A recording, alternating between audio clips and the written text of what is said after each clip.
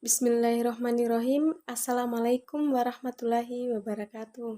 Perkenalkan, nama saya Atina dari AK18C dengan mata kuliah Akuntansi Keuangan Lanjutan 1.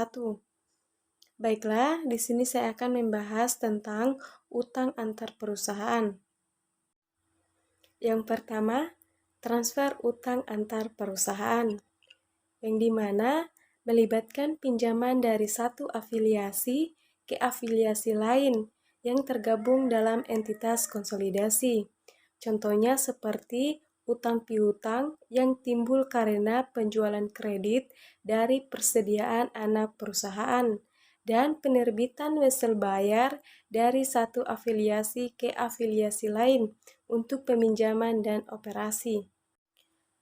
Dari ilustrasi bisa kita lihat bahwa PT induk ke PT anak, dan di sini juga ada keterangan bahwa obligasi beredar dibeli oleh anak. Maksudnya obligasi PT induk yang beredar dibeli oleh PT anak. Sehingga walaupun dalam ilustrasi PT induk melakukan pinjaman ke PT anak, namun entitas konsolidasi secara keseluruhan tidak meminjam, dan pinjaman anak perusahaan tidak tercermin dalam laporan posisi keuangan.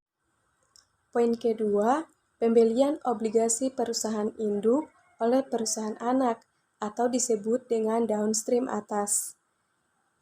Sebelum kita melangkah lebih jauh lagi, terlebih dulu kita harus tahu apa itu obligasi, yang dimana obligasi adalah surat berharga atau sertifikat yang berisi perjanjian antara perusahaan emiten sebagai peminjam dana dan investor sebagai pemberi dana.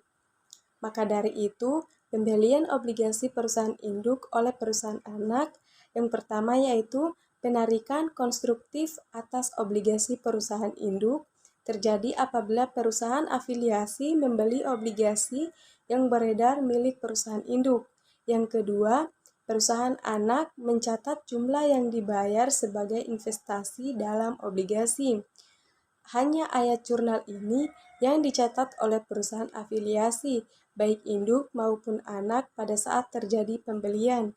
Yang terakhir, perbedaan antara akun kewajiban obligasi dan investasi oleh induk dan anak mencerminkan keuntungan atau kerugian konstruktif.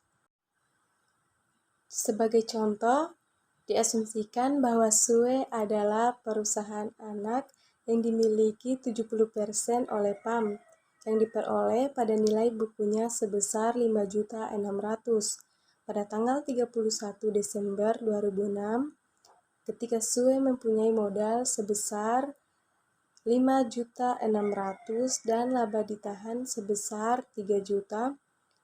Pada tanggal 1 Januari 2008, PAM mempunyai obligasi 10% dengan nilai nominal 10 juta yang beredar, dengan premi yang belum diamortisasi sebesar 100.000. Pada tanggal yang sama, SUE Company membeli obligasi dengan nilai nominal 1 juta seharga 950.000 dari pialang investasi. Pembelian ini mengakibatkan penarikan konstruktif atas obligasi 10% PAM dan keuntungan konstruktif sebesar 60.000. Maka dihitung dengan sebagai berikut. Penyelesaian nilai buku obligasi yang dibeli sebesar 1.010.000. Dari mana 1.010.000? Diambil dari 10% dikali nominal 10 juta ditambah premi 100.000. Harga beli sebesar 950 dapat dilihat dari soal. Sehingga keuntungan konstruktif atas penarikan obligasi sebesar 60.000.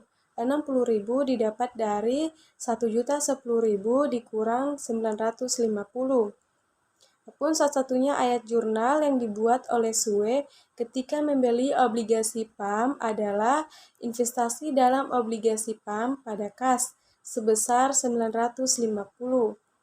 Untuk mencatat akuisisi obligasi PAM dengan kurs yaitu sebesar 95.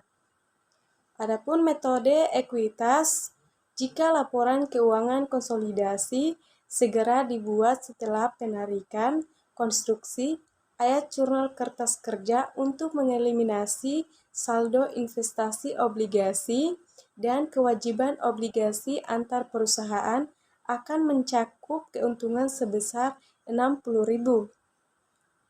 Adapun jurnalnya adalah pada 1 Januari 2008, utang obligasi 10% sebesar 1.010.000 pada investasi dalam obligasi PAM sebesar 950.000 dan keuntungan atas penarikan obligasi sebesar 60.000.